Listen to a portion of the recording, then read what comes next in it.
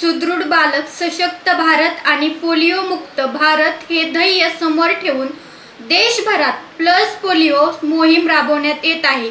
याच पार्श्वभूमीवर निमगाव सावा येथील प्राथमिक आरोग्य केंद्रामध्ये या मोहिमेची यशस्वी अंमलबजावणी करण्यात आलेली आहे। येथील ग्रामस्थांनी या मोहिमेला तब्बल 94% एवढा प्रचंड आणि उत्स्फूर्त प्रतिसाद दिला असून आरोग्याची एक मोठी यशाची नोंद केली आहे। नमस्कार, मी आदित्य आणि तुम्ही पाहतात ट्रुथएक्स न्यूज। या महत्त्वपूर्ण मोहिमेचा शुभारंभ जिल्हा परिषद सदस्य कल्पनाताई वैभव शेठ काळे यांच्या हस्ते करण्यात आला।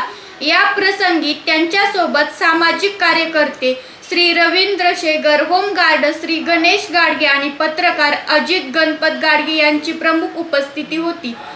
तसेच दुपारच्या सत्रातही केंद्राला अनेक मान्यवरांनी भेटी देऊन या कामाची पाहणी केली। यामध्ये पंचायत समिती सदस्य माननीय श्री संभाजी शेठ चव्हाण, सामाजिक कार्यकर्ते किरण भाऊ गोत्राळ आणि पत्रकार सुनील गैने, लोकप्रतिनिधी व पदाधिकाऱ्यांचा समावेश होता। या मोहिमेदरम्यान निमगाव सावा आणि परिसरातील पारगाव तर्फे आळे, औरंगपूर, मंगरूळ, साकोरी आणि शिरोळी या केंद्रामधील बालकांना पोलिओचे डोस देण्यात आले।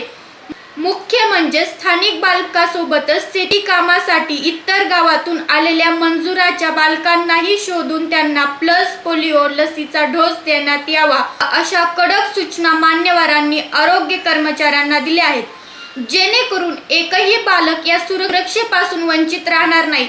जुन्नर तालुका आरोग्य अधिकारी डॉक्टर कुलमुते यांच्या मार्गदर्शनाखाली हे संपूर्ण आयोजन करण्यात आले होते। यामध्ये वैद्यकीय अधिकारी डॉक्टर स्वरूप गिरी, डॉक्टर राजेश श्री पाचगावकर, आरोग्य सहाय्यक श्री यादव श्री महारासे, श्रीमती सुनीता सोनवणे आणि नुरजहा शेख यांच्यासह सर्व आरोग्य सेविका, आशा सेविका आणि रुग्णवाहिका चालकांनी सहकार्य केले। या सर्वांच्या सांघिक प्रयत्नामुळेच निमगाव सावा परिसराने पोलिओ मुक्तीच्या दिशेने हे यशस्वी पाऊल टाकले आहे।